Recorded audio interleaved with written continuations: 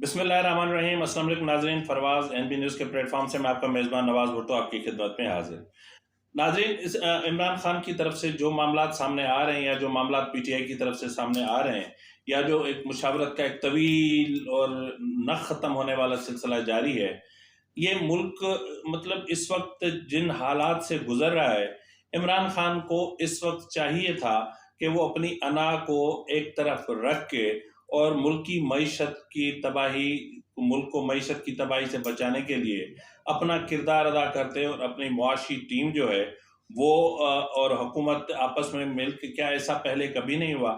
ऐसा हज़ारों मरतबा हुआ है कि जब भी मुल्क पर एक मुश्किल वक्त आया है तो हुकूमत और अपोजिशन एक पेज पर आए हैं और एक पेज पर आकर उन्होंने मुल्क के मामलात को देखा है, संभाला है। फिर वो चाहे कश्मीर का इशू हो, वो चाहे ज़लज़ले का इशू हो, वो चाहे सैलाब का इशू हो, यहाँ तक कि जब इमरान खान कौमी असम्बली के बाहर धरना दिए बैठे हुए थे और असम्बली तहलील करने की बातें हो रही थी, और जिस तरह जो है वो उस वक्त की इस्टेब्लिशमेंट इमरान खान की आलाकार बनी हुई थी, तो ऐसी सूरत हाल में भी ये चीज़ देखी गई कि स्टेप अपना हुकूमत और अपोजिशन एक पेज पर आ गए थे और इमरान खान को और इस्टेब्लिशमेंट को वाज़े और सख्त पैगाम दे दिया गया था। तो इस वक्त मतलब ये हमेशा से होता है और जब भी मुश्किल घड़ी आती है तो ऐसा होता है। और क्योंकि देखें, अगर मुल्क है तो सियासत है और इस मुल्क के साथ ही हमारी सियासत है। तो अगर हम मतलब एक दरख्त को ही जड़ से काट देंगे तो फिर साया कहाँ तलाश करेंगे? नाज़रीन, एक तरफ तो इमरान खान इस वक्त इस्टेब्लिशमेंट को मतलब इस मौजूदा इस्टेब्लिशमेंट यानी chief of army staff general Asim Munir की इस्टेब्लिशमेंट को इल्तजाएँ कर रहे हैं, दरख्वास्त कर रहे हैं कि आप न्यूट्रल हो जाएँ, आप न्यूट्रल रहें, आप मुदाखलत ना करें। ये फैसला तो बहुत पहले हो चुका था। मतलब फ़ौज फरवरी 2021 से जो है वो फरवरी 2022 से फ़ौज न्यूट्रल हो चुकी थी। तो अगर फ़ौज न्यूट्रल हो चुकी थी और उसके बाद अगर फ़ौज ने इमरान खान का या किसी भी पॉलिटिकल सेटअप का साथ नहीं दिया, तो फिर आज इमरान खान को ऐसी बातें करने से क्या मिल रहा है या क्या हासिल हो रहा है? क्या इस वक्त मुल्क इस चीज़ का मुतहम्मिल हो सकता है कि पाकिस्तान में एक सियासी इंतशार पैदा हो? नाज़रीन, हैरत की बात यह है कि एक तरफ इमरान खान इस्टेब्लिशमेंट को आंख दिखाता है, दूसरी तरफ हाथ जोड़ता है। एक तरफ मैं हैरान हूँ इस बात पे कि क्या एक इदारा अपने साबिका आर्मी चीफ की इज्जत और वकार का दिफा या उसका तहफ़्फ़ुज़ क्यों नहीं कर पा रहा?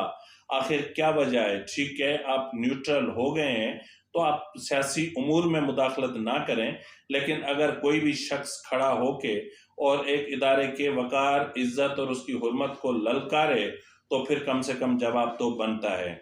अगर आप अमली तौर पर कुछ नहीं कर सकते तो लफाजी तौर पर ही आप कुछ कहें, यानी आप एक रिप्लाई आना चाहिए और एक सख्त रिप्लाई आना चाहिए। नाजरीन, इस वक्त जिस तरह मैं आपसे पहले कह के आया हूँ कि एक तरफ तो जो है वो मुज़ाकरात के मामला, दूसरी तरफ भागने के मामलात। यहाँ सोचने की बात यह है कि आखिर इमरान खान इतना सख्त दबाव पैदा करने की कोशिश क्यों कर रहे हैं? इस हद तक दबाव बढ़ाने की कोशिश क्यों कर रहे हैं?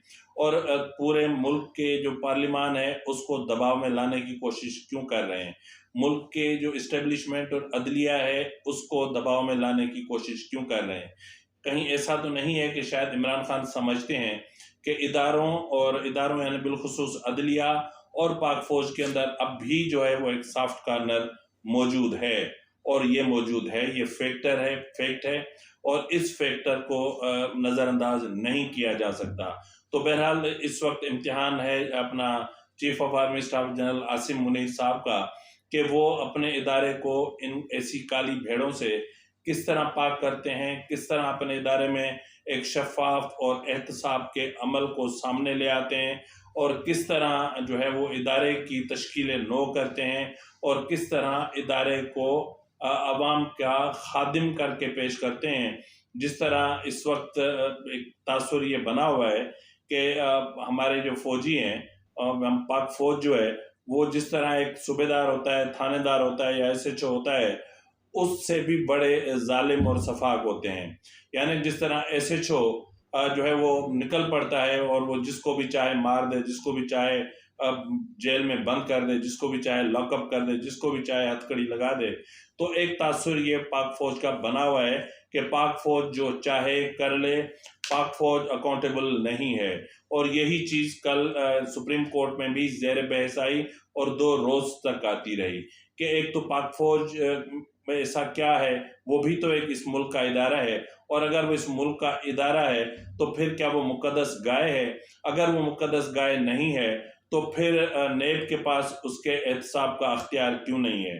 اور اس عطا کے معاف کیجیے گا، عطا کہ جو ہے وہ جج صاحبان نے کہا کہ جج جو ہیں، ہم جج بھی نیب کے احتساب سے مبرہ نہیں ہیں، یا ہم اس سے جو ہے وہ ہمیں کوئی مطلب ایگزمپشن حاصل نہیں ہے، ایگزمپٹیڈ نہیں ہے. تاہم یہ حقیقت نہیں ہے. آج تک کسی جج کے خلاف نیب نے کوئی کارروائی نہیں کی، اور اگر سب سے پہلی کارروائی بنتی ہے تو چیئرمین نیب جس طرح تبدیل ہوئے تھے تو سب سے پہلے لیفٹیننٹ اپنا سابقہ جو چیف اپنا جسٹس جاوید اقبال کے خلاف بنتی تھی. کیا ہوا؟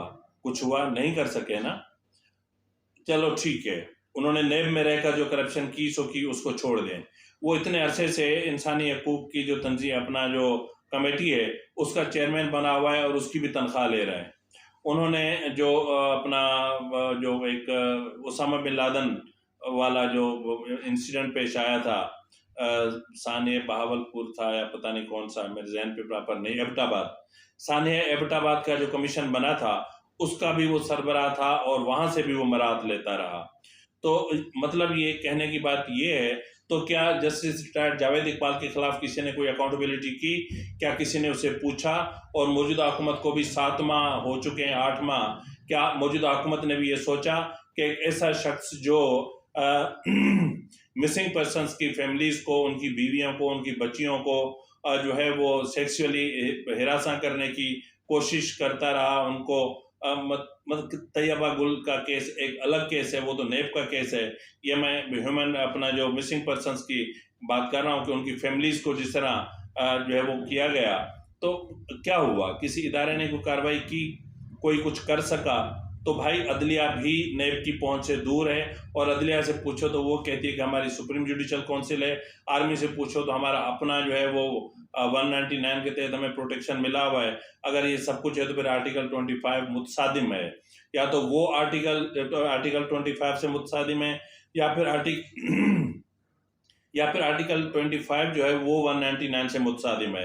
تو کہیں نہ کہیں تو کوئی چیز ہے، اور اگر کہیں کوئی تضاد پایا جاتا ہے یا کوئی دفعہ آئین سے متصادم ہوتی ہے تو پھر اس کو ختم کر دینا چاہیے. دونوں میں سے ایک چیز ختم ہونی چاہیے.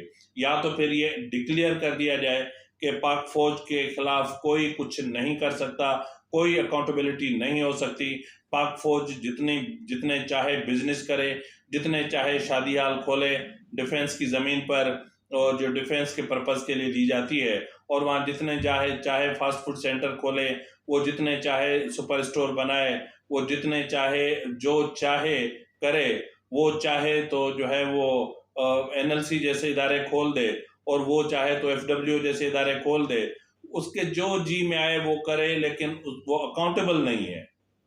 یہاں پر جو اصل جو بنیادی میرا جو نقطہ ہے وہ یہ ہے کہ اکاؤنٹیبلٹی، اگر اکاؤنٹیبلٹی ہونی ہے اور اگر احتساب سچ میں کسی کا ہونا ہے یا کیا جانا چاہیے، تو پھر اداروں کو اکاؤنٹیبلٹی کے دائرے میں لانا پڑے گا. اور اس کے علاوہ جو آپ کا جو نیب ہے، جو نیب آرڈیننس ہے، اس کو ایک مرتبہ پھر ریوزٹ کرنا پڑے گا.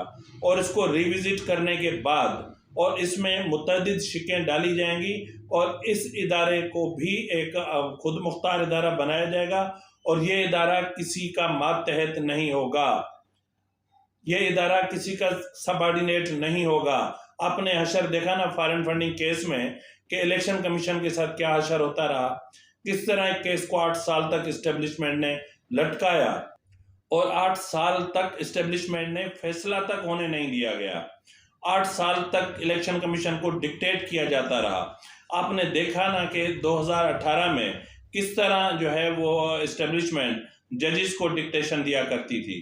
تو یہ تمام چیزیں اب ختم ہونی چاہیے، اور نیب کا ایک باقاعدہ ایک قانون ایسا ہونا چاہیے کہ جس میں تمام جو اسٹیک ہولڈرز ہیں وہ مل بیٹھیں اور سر جوڑ کر بیٹھیں اور اتفاق رائے سے احتساب کا ایک ایسا قانون بنایا جائے کہ جس سے کوئی بھی باہر نہ ہو. وہ ایک آزاد اور خود مختار ادارہ ہو جو کسی کی ڈکٹیشن پہ نہ چلتا ہو اور جس کو کوئی ڈکٹیشن کی دینے کی کوشش نہ کر سکے.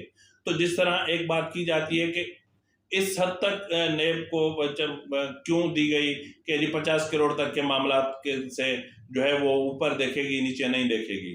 تو یہاں سوال یہ پیدا ہوتا ہے کہ مطلب اینٹی کرپشن بھی تو ہے نا، اینٹی کرپشن ہے، اینٹی کرپشن اسٹیبلشمنٹ ہے، FIA ہے، دیگر ادارے ہیں.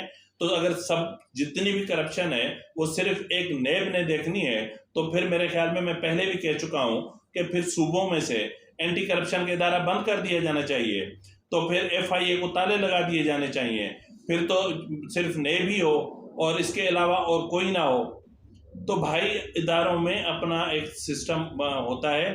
تو یا ہاں اس طرح ہو سکتا ہے کہ جس طرح میں کہہ رہا تھا کہ جو نیب آرڈیننس ہے جو اس کو باضابطہ طور پر ایک ایسا قانون بنا دیا جائے جس کا میں نے پہلے ذکر کیا کہ وہ آئین سے متصادم بھی نہ ہو اور تمام ادارے جو ہے وہ اس سے باہر بھی نہ ہوں اور اس کے احتساب کے دائرے میں بھی آتے ہوں اور وہ ادارہ کسی کی ڈکٹیشن میں بھی نہ آتا ہو.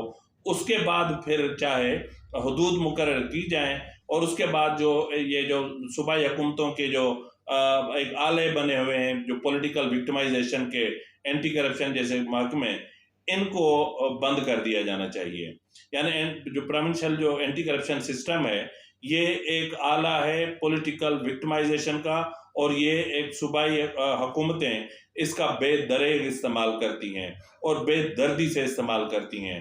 ناظرین میں آپ کو بتا دوں کہ جس طرح دیگر ادارے بحریہ ٹاؤن کراچی کی زمین کو ہتھیانے میں اعلی کار بنے، اسی طرح ایک اہم شخصیت جو زمین بحریہ کو نہیں دے رہی تھی اس کے لیے اینٹی کرپشن نے زمین اور آسمان ایک کر دی تھی، اور تب تک اینٹی کرپشن لگی رہی، اس شخص کو تباہ و برباد کر کے رکھ دیا جب تک اس شخص نے دبئی میں جا کے اور آصف زرداری کے قدموں میں بیٹھ کر معافی نہیں مانگی تھی اور زمین سرنڈر نہیں کی تھی.